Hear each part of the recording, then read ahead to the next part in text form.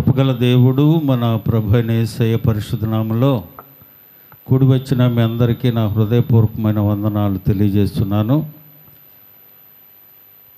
కొద్దిసేపు దేవుని మాటలు విందాం. పరిశుద్ధ గ్రంథంలో యాకోబును గురించిన 7 రాత్రుల అనుభవాన్ని గురించి ఈ ఉదయకాల సమయం మనం ధ్యానం చేసుకుందాం. ప్రియమైన దేవుని బిడ్డలారా, యాకోబు భక్తుని విషయంలో 7 రాత్రుల అనుభవాన్ని గురించి ఉదయకాల సమయం తెలుసుకుందాం. ఆయన జీవితంలో జరిగిన 7 రాత్రులలో ఏం జరిగింది? యాకోబు ఇస్సాకు యొక్క కుమారుడు. పెద్ద కుమారుడు ఏశావు, రెండవ వాడు యాకోబు. యాకోబు తన అన్నను మోసగించి మొదట జ్యేష్ఠత్వపు హక్కును తీసుకున్నాడు. రెండవదిగా తన తండ్రి యొద్ద నుండి దీవెన, అన్నకు రావలసిన దీవెన తను దొంగిలించి అన్నకు కోపం రేపాడు. ఎంతగా అంటే తన తమ్ముడిని చంపే అంతగా కోపాన్ని రేపాడు. అన్న తన తమ్ముడిని చంపటానికి ప్రయత్నం చేస్తూ ఉన్నాడు. గ్రహించిన తల్లి ఏం చేసిందంటే, అబ్బాయి, నీ అన్న నీ మీద చాలా కోపంగా ఉన్నాడు, ద్వేషంగా ఉన్నాడు, కాబట్టి నీ అన్న కోపము చల్లారేంత వరకు నా సహోదరుని ఇంటికి వెళ్ళి నువ్వు అక్కడ ఉండు. ఎప్పటి వరకు నీ అన్న కోపం చల్లారేదాకా, నీ అన్న కోపము నీ మీద నుండి తొలగిపోయేదాకా అని అంట. తన తల్లి కుమారునికి సలహా ఇస్తుంది. అన్న నీ మీద కోపంగా ఉన్నాడు కదా, ఆ కోపం చల్లారే వరకు, అది నీ మీద నుండి తొలగిపోయేదాకా అక్కడుండు అని చెప్పి కుమారుని పంపించేసింది. బయలుదేరి వెళతా ఉన్నాడు యాకోబు.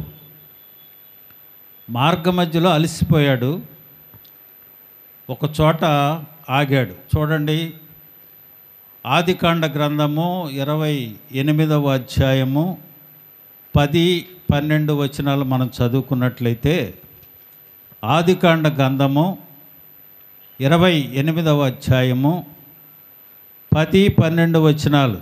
యాకోబు బెర్షెబా నుండి బయలుదేరి హారాను వైపు వెళుచు ఒక చోట చేరి ప్రొద్దుగుంకినందున అక్కడ ఆ రాత్రి నిలిచిపోయి, ఆ చోటి రాళ్లతో ఒకటి తీసుకొని తనకు తలగడగా చేసుకొని అక్కడ పండుకొనెను. అప్పుడు అతడు ఒక కలగనెను. అందులో ఒక నిచ్చెన భూమి మీద నిలవబడి ఉండెను. దాని కొన ఆకాశంలో అంటెను. దాని మీద దేవుని దూతలు ఎక్కుచూ దిగుచూ ఉండురి. బయలుదేరి వెళుతూ ఉన్నాడు. ఒక చోట అలసిపోయాడు. అక్కడ ఉన్నాడు. నిద్ర వచ్చింది ఆయనకి. ఒక రాయి తీసుకొని తలగడగా చేసుకొని అక్కడ పండుకున్నాడు. పండుకుంటే ఆయనకు ఒక కల వచ్చింది, ఒక దర్శనం వచ్చింది. ఆ దర్శనంలో భూమికి ఆకాశానికి నిచ్చెన ఒకటి ఉంది. దాని మీద దేవుని దూతలు ఎక్కుతూ దిగుతూ ఉన్నారు. ఉదయాన్నే లేచాడు. లెగ్గానే అక్కడ అనే మాట అంటే, ఇది భయంకరమైన స్థలము, దేవుని సన్నిధి ఇక్కడ ఉంది, కాబట్టి దీనికి బేతేలు అని పేరు పెట్టాడు. హల్లెలూయా. ప్రియమైన దేవుని బిడ్డలారా, భయముతో బయలుదేరి వెళుతున్నాడు. అలసిపోయి నిద్రపోతూ ఉన్నాడు. దేవుని దర్శనాన్ని చూస్తూ ఉన్నాడు. అదే దర్శనం భూమికి ఆకాశానికి వేయబడింది నిచ్చెన. ఆ నిచ్చెన మీద నుంచి దేవుని దూతలు ఎక్కుతూ దిగుతూ ఉన్నారు. ప్రియమైన దేవుని బిడ్డలారా, అనేక రాత్రులు మన జీవితాలలో నుంచి వెళ్ళిపోతూ ఉన్నాయి. ఎన్నో ఇబ్బందికరమైన పరిస్థితుల్లో మనం ఉండొచ్చు. కానీ దేవుని యొక్క దర్శనాన్ని మనం చూడగలుగుతూ ఉన్నామా లేదా అనేది ప్రాముఖ్యమైన విషయం. ఈయన చూసిన దర్శనం ఎలాంటిదంటే, భూమికి ఆకాశానికి మధ్యన ఉంది, దాని మీద నుంచి దేవుని దూతలు. దేవుని వాక్యం అంటా ఉంది, దేవుడు ఒక్కడే, దేవునికి నరునికి మధ్యవర్తి ఒక్కడే, ఆయనే యేసుక్రీస్తు అనే నరుడు. హల్లెలూయా. దేవునికి, ఆకాశమందున్న దేవునికి, భూమికి, భూమి మీద ఉన్న మనుషులకి మధ్యవర్తి ఎవరో? దేవుడు, ఆయనే యేసు క్రీస్తు. హల్లెలూయా. ఆ దర్శనాన్నే ఈయన చూస్తూ ఉన్నాడు. ఉదయాన్నే లేచి, ఇది భయంకరమైన స్థలం, ఇక్కడ దేవుడు ఉన్నాడు కనుకనే దాన్ని ఒక రాయిని తీసి దాని మీద నూనె పోసి అభిషేకించాడు. అక్కడ ఒక తీర్మానం చేసుకున్నాడు, నేను బయలుదేరి వెళ్తూ ఉండగా నాకు అన్నపానాలు ఇచ్చి చక్కగా దేవుడు నాకు తోడై ఉంటే మరలా నేను తిరిగి వచ్చి ఇక్కడికే వస్తాను అని ఆయన అనుకుంటా ఉన్నాడు. దేవుడు కూడా అన్నాడు, నేను నీకు తోడుగా ఉన్నాను, పద బయలుదేరి వెళ్ళు అని అన్నాడు. ప్రియమైన దేవుని బిడ్డలారా, తను ఇంటి నుంచి బయలుదేరి వస్తూ ఉంటే మొట్టమొదటిగా దేవుడు అతనికి దర్శనమిచ్చి మాట్లాడాడు. హల్లెలూయా. ఒక కార్యాన్ని మనం తలపెడుతూ ఉన్నప్పుడు, ఒక కార్యాన్ని మనం చేయి పూనుకున్నప్పుడు దేవుని దర్శనంతో ప్రారంభించాలి. హల్లెలూయా. దేవుడు తనతో మాట్లాడుతూ ఉన్నాడు, పద నేను నీకు తోడుగా ఉంటాను. 15వ వచనంలో అంటాడు, ఇదిగో నేను నీకు తోడై ఉండి నీవు వెళ్ళు ప్రతి స్థలమును నిన్ను కాపాడుచు నీ దేశమునకు నిన్ను తోడుకొని మరలా తీసుకొని వస్తాను అని అంటాడు. ప్రియమైన దేవుని బిడ్డలారా, మన జీవితాలలో ఎన్నో రాత్రులు మనం అనుభవించి ఉండొచ్చు. ఎన్నో రాత్రులు తీర్మానించుకొని ప్రభు సన్నిధిలో మనం గడపచ్చు. కానీ ప్రభువు మనతో ఉన్నాడా లేదా? ప్రభువు నీతో మాట్లాడారే లేదా? ప్రభు, పద నేను నీకు తోడై ఉన్నాను, నువ్వు వెళ్ళు ప్రతి స్థలంలో నిన్ను నేనుండి ఆశీర్వదిస్తాను అని చెప్పేటట్లుగా మనం ఉండాలి. మొట్టమొదటిగా ఆయన చూసిన రాత్రి దర్శనం చూశాడు. హల్లెలూయా. దర్శనము కలిగిన జనులుగా మనం ఉండాలి, దర్శనము చూసేవారముగా మనం ఉండాలి. ఆ దర్శనం మామూలైంది కాదు కదా. భూమికి ఆకాశానికి దేవుని సన్నిధికి మధ్యవర్తిగా ఉండే నిచ్చెనను ఆయన చూశాడు. రెండవది చూడండి, ఆదికాండ గ్రంథం 29వ అధ్యాయము 29వ అధ్యాయం 23వ వచనాన్ని చూడండి. రాత్రివేళ తన కుమార్తె అయిన లేయాను అతని యొద్దకు తీసుకొని పోగా ఉదయమందు ఆమె లేయా అని ఎరిగి లాబానుతో, నీవు నాకు చేసినది ఏమిటి? రాహేలు కోసమే కదా నేను కొలువు చేసింది. ఆ రాత్రి ఆయన మోసపోయాడు. బయలుదేరాడు, మొదటి దర్శనం చూసుకున్నాడు, దేవుడు అతనికి తోడై ఉంటానని చెప్పాడు. బయలుదేరి వెళ్ళాడు, తన మామయ్యన లాబాను దగ్గరికి వెళ్ళాడు. లాబాను దగ్గర పనిచేస్తూ ఉన్నాడు. ఆ లాబాను పెద్ద కూతురైన ఎవరిని ప్రేమించాడు? రాహేలుని ప్రేమించాడు.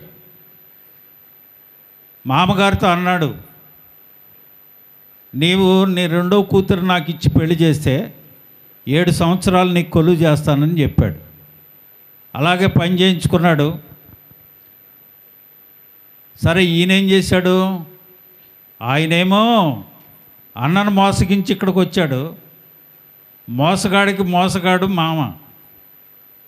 యాకోబేమో మోసం చేసి తీసుకొచ్చాడు ఇక్కడికి. ఈయన్ని మోసం చేశాడు వీళ్ళ మామ. రెండో కూతుర్ని ఇస్తానని చెప్పి పెద్దదాన్ని ఇచ్చేశాడు. రాత్రి గదిలోకి పంపించాడు. ఉదయాన్నే చూసేటప్పటికి ఉండవలసిన రాహేలు లేకుండా లేయా ఉంది. ఏం చేశాడు? ఆ రాత్రి ఏమైంది? మోసపోయాడు. ఉదయాన్ని చూసేటప్పటికి లేయ ఉంది, రాహేల్ లేదు. మొదటగా దర్శనాన్ని చూశాడు, రెండవదిగా మోసపోయాడు. దేవుని చిత్త ప్రకారంగా ఫాలో అప్ అవ్వాలి కదా. దేవుడేమన్నాడు? నేను నీకు తోడై ఉంటా అన్నాడు. తన ఇష్టాన్ని నెరవేర్చుకుంటానికి చూశాడు, కానీ దేవుని చిత్తాన్ని నెరవేర్చడానికి ఈయన దేవుని పర్మిషన్ తీసుకోలే. ఒక స్త్రీ కోసం ఆమెను ప్రేమించి మ్యారేజ్ చేసుకోవటం కోసం 7 సంవత్సరాలు కొలువు చేశాడు. ఏమిటండి మాంగారు, నీకు 7 సంవత్సరాలు కొలువు చేసింది నీ రెండో కూతుర్ని ఖర్చు కదా, నువ్వేంటి ఎంత మోసం చేసావని అడిగాడు. ఆయన ఏమన్నాడంటే, పెద్దదానికి పెళ్ళి అవ్వకుండా రెండో దానికి ఎలా చేస్తాను, కాబట్టి రెండో దాన్ని కాకుండా పెద్దదాన్ని ఇచ్చా, ఇంకొక 7 సంవత్సరాలు కొలువు చేయి, రెండవను కూడా ఇచ్చి చేస్తానని చెప్పాడు. ప్రియమైన దేవుని బిడ్డలారా, మొదటిగా దర్శనాన్ని చూసిన రాత్రి, రెండవది మోసపోయిన రాత్రి. హల్లెలూయా. మూడవది చూడండి, 31వ అధ్యాయం ఆదికాండ గ్రంథం 54, 55 వచనాలు చదువుకుందాం. త్వరగా తీద్దాం, టైం అయిపోయింది. యాకోబు ఆ కొండ మీద బలి అర్పించి భోజనము చేయుటకు తన బంధువులను పిలువగా, వారు భోజనము చేసి కొండ మీద ఆ రాత్రి వెళ్ళబుచ్చిరి. తెల్లవారునప్పుడు లాబాను లేచి తన కుమారులను తన కుమార్తెలను ముద్దు పెట్టుకొని వారిని దీవించి బయలుదేరి తన ఊరికి వెళ్ళిపోయాను. సమాధాన పడిన రాత్రి. 7 సంవత్సరాలు కొలువు చేశాడు, లేయను చేసుకున్నాడు. ఇంకొక 7 సంవత్సరాలు కొలువు చేశాడు, రాహేలును చేసుకున్నాడు. అక్కడ కొన్ని సంవత్సరాలు ఉన్నాడు, 6 సంవత్సరాలు ఉన్నాడు. బిడ్డలు కలిగారు, ఆ ఆస్తి అభివృద్ధి పడింది. మామకు చెప్పకుండా భార్య బిడ్డలను తీసుకొని ఆస్తినంతా తీసుకొని బయలుదేరి వచ్చేస్తున్నాడు. వచ్చేసేటప్పటికి మామ వెంబడించాడు. వీరు ఒక చోట ఉన్నారు.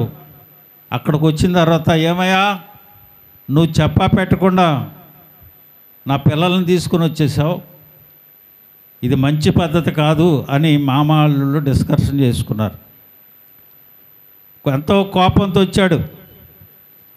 ఆ కోపం అంతా చల్లారిపోయింది. ఆ రాత్రి ఇద్దరు సమాధాన పడ్డారు, ఒక తీర్మానం చేసుకున్నారు, ఒక గుర్తులు పెట్టుకున్నారు. ఆ రాత్రి అంతా చక్కగా విందు చేసుకున్నారు, భోజనం చేసుకున్నారు, పడుకున్నారు. ఆ రాత్రి ఇద్దరు సమాధాన పడ్డారు. మామ వెళ్ళిపోయాడు, భార్య బిడ్డలను తీసుకొని యాకోబు బయలుదేరాడు. హల్లెలూయా. మొదటిగా దర్శనాన్ని చూశాడు, రెండవది మోసపోయాడు, మూడవది సమాధాన పడ్డాడు. ఆ రాత్రి, మూడవ రాత్రి మామతో సమాధాన పడ్డాడు. ప్రియమైన దేవుని బిడ్డలారా, 7 రాత్రుల అనుభవాన్ని మనం చూసినట్లయితే మన జీవితాల్లో కూడా దర్శనం చూసే రాత్రి ఉండాలి, మోసపోతామేమో జాగ్రత్త పడే రాత్రి ఉండాలి, అలాగనే సమాధాన పడేటట్లుగా మనం ఉండాలి. 4వది చూడండి, తన సహోదరుడైన ఏశావు తనను చంపుతాడేమో అనే భయంతో ఉన్నాడు ఆ రాత్రి. చూడండి 13వ వచనం, 32:13. అతడు అక్కడ ఆ రాత్రి గడిపి తాను సంపాదించిన దానిలోనున్న అన్నయ్య అయిన ఏశావు కొరకు కానుకలను సిద్ధపరిచాడు. మామ దగ్గర నుంచి బయలుదేరాడు. అక్కడ ఇద్దరు సమాధాన పడుకున్నారు. అక్కడి నుంచి బయలుదేరి వెళ్ళాడు. అక్కడ తన నివాస స్థలానికి వెళ్ళేటప్పుడు తన అన్న తనను చంపుతాడేమో అన్న భయం వేసింది అని అక్కడ రాత్రి ఏం చేస్తూ ఉన్నాడు, గడుపుతూ ఉన్నాడు భయంతో. అన్న నన్ను చంపేస్తాడేమో, అన్నను మోసగించి వచ్చాను నేను, తన కోపం చల్లారిందో లేదో, నా మీద నుండి ఆ కోపం తొలగిపోయిందో లేదో భయపడిపోతూ ఉన్నాడు. కానుకలు సిద్ధపరిచాడు, గుంపులను తయారు చేశాడు, ముందుగా వాటిని పెట్టుకున్నాడు, వెనక ఈయన ప్రయాణం చేయటానికి ఉన్నాడు. ఆ రాత్రి అంతా ఏం చేస్తా ఉన్నాడు? అతడు అక్కడ ఆ రాత్రి గడిపెను అని ఉంది. భయంతో గడుపుతూ ఉన్నాడు. మొదటిగా దర్శనాన్ని చూశాడు, రెండవది మోసపోయాడు, మూడవది సమాధానపడ్డాడు, నాలుగవది ఆ రాత్రి అంతా భయపడతా ఉన్నాడు తన సహోదరుడు ఏమైనా చేస్తాడేమో అని. ఐదవ రాత్రి ఏం చేశాడు తెలుసా? 32, 21, 24 వచనాలు మనం చూస్తే, అతడు కానుకలను తనకు ముందుగా పంపించి తాను గుంపులో ఆ రాత్రి నిలిచిపోయాను. ఆ రాత్రి అతడు లేచి తన 2 భార్యలను, తన 2 దాసీలను, తన సంపద, తన 11 మంది పిల్లలను తీసుకొని యబ్బోకు రేవు దాటిపోయాను. యాకోబు ఒక్కడే మిగిలిపోయాను. హల్లెలూయా. భార్యా బిడ్డలను, తను సిద్ధపరిచిన బహుమానాలను ముందు పంపించాడు. భయంతో ఉన్నాడు కదా. ఆ యబ్బోకు రేవు వారిని దాటించాడు, ఆయన మాత్రం అక్కడే ఉన్నాడు. హల్లెలూయా. ఆరవది చూడండి, యాకోబు ఒక్కడే మిగిలిపోయాను. ఒక నరుడు తెల్లవారు వరకు అతనితో పెనుగులాడెను. హల్లెలూయా. ఎందుకు నిలిచిపోయాడు? దేవునితో పెనుగులాడటానికి, దేవునిని వేడుకోవటానికి, ఇతనిలో ఉన్న భయాన్ని పోగొట్టుకోవటానికి, దేవునితో సన్నిహిత సంబంధం కలిగి ఉండటానికి తన భార్యా బిడ్డలను ముందు పంపించేశాడు రేగు దాటించి. కానీ మాత్రం ఆ యబ్బోకు రేవు దగ్గర యాకోబు ఒక్కడే మిగిలిపోయాడు. దేవుడు వచ్చాడు, అతనితో పెనుగులాడుతూ ఉన్నాడు. నీవు నన్ను ఆశీర్వదించితేనే కానీ నేను నిన్ను వదలను అని అంటా ఉన్నాడు. ఒక నరుడు దేవునితో పోరాడుతూ ఉన్నాడు. నీవు నన్ను ఆశీర్వదించితేనే కానీ నిన్ను నేను వదలని. ఈ అనుభవం ప్రతి విశ్వాసి కలిగి ఉండాలి. ఒక రాత్రి దేవునితో మనం సన్నిహిత సంబంధం కలిగి ఉండటానికి తీర్మానం కలిగి ఉన్నప్పుడు ఇలాంటి పెనుగులాట కావాలి, ఇలాంటి పోరాటం కావాలి. నీవు నన్ను ఆశీర్వదించితేనే కానీ, నాలో ఉన్న భయము పోగొడితేనే కానీ, నీవు నన్ను ఆశీర్వదించి తెల్లవారుతుంది వదులు అని అడుగుతా ఉన్నా కానీ నేను నిన్ను వదలను అన్నాడు. చూడండి, హోషేయ గ్రంథం 12వ అధ్యాయము 3, 4 వచనాల్లో అక్కడ వ్రాయబడి ఉంటుంది. తల్లి గర్భమందు యాకోబు తన సహోదరుని మడిమ పట్టుకొనెను, మగసిరి గలవాడై అతడు దేవునితో పోరాడెను. హోషేయ గ్రంథము 12వ అధ్యాయము 3, 4 వచనాలు. తల్లి గర్భమందు యాకోబు తన సహోదరుని మడిమ పట్టుకొనెను అంటే తల్లి గర్భంలో నుంచి పోరాటం సలపటం ఇతనికి అలవాటు అయిపోయింది. మగసిరి గలవాడై అతడు ఎవరితో పోరాడాడంట? దేవునితో పోరాడే సత్తువ మనలో ఉండాలి. పోరాడగలిగేంత శక్తి మనలో ఉండాలి. అతడు దూతతో పోరాడి జయమొందెను. జయము పొందేంత వరకు విడవకూడదు. అతడు కన్నీరు విడిచి బతిమాలుకొనెను. బేతేలులో ఆయన అతనికి ప్రత్యక్షమాయను. హల్లెలూయా. అక్కడ ఆయన మనతో మాట్లాడాను. హల్లెలూయా.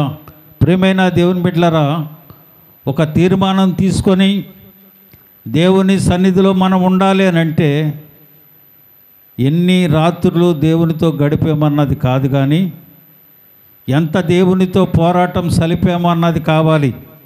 ఆయన అంటాడు, నీ పేరేంటి అని అన్నాడు. నా పేరు యాకోబు అన్నాడు.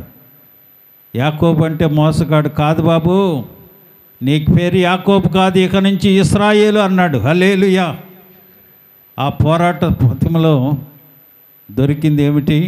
ఆయన పేరు మార్చబడింది. ఆశీర్వాదానికి వారసుడయ్యాడు. దేవునితో పోరాడగలిగిన వాడు అని పేరు పొందాడు. హల్లెలూయా. కనుక ప్రియమైన దేవుని బిడ్డలారా, ఎంతసేపు దేవుని సన్నిధిలో మనం ఉంటాం? ఆపదలో ఉన్నావు. ఆపత్కాలమందు నీవు నన్ను గూర్చి మొరపెట్టుము, నేను నిన్ను విడిపించేదను. నీవు ఏమంటాడు? నిన్ను విడిపించేదను, నీవు నన్ను మహిమపరిచెదవు అని దేవుని వాక్యం అంటా ఉంది. వారు కష్టకాలమందు యెహోవాకు మొరపెట్టి ఆయన వారి ఆపదలో నుండి వారిని రక్షించెను.